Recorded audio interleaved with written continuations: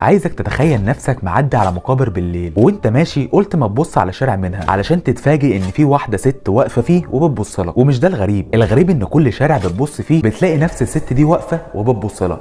اكسبلور ويلا نبدا يا جماعه. والله احنا دلوقتي في نعمه، لان زمان كان موضوع العفاريت ده منتشر جدا، وانا قاعد مع راجل كبير سالته مفيش حاجه رعب حصلت معاك قبل كده؟ حكى لي القصه اللي هتسمعوها دلوقتي. بيقول ان في يوم طلع مشوار واتاخر فيه شويه ورجع في حدود الساعه 11 بالليل، والطريق اللي بيودي لبيته موجود فيه مقابر. بيقول ان اول ما قرب للمقابر كان حاسس بخوف غريب، وكان سامع صوت خطوات لحد ماشي في المقابر. فبص على اول شارع قبله واتصدم، لقى في واحده ست لابسه فستان ابيض بتبص له جوه المقابر بالليل وواحده ست. فحس ان في حاجه غلط وسرع مشيته، ولما بص على الشارع اللي بعديه اترعب، لقى نفس الست دي واقفه ولكن شكلها بشع ولابسه اسود وبرضه كانت بتبص له. فهنا قال ما بدهاش وبدا يجري، ولما بص على الشارع الثالث لقى الست دي اتحولت لكلب اسود وبدات تجري وراه، وفضلت تجري وراه مسافه طويله ويسمعها وهي بتنادي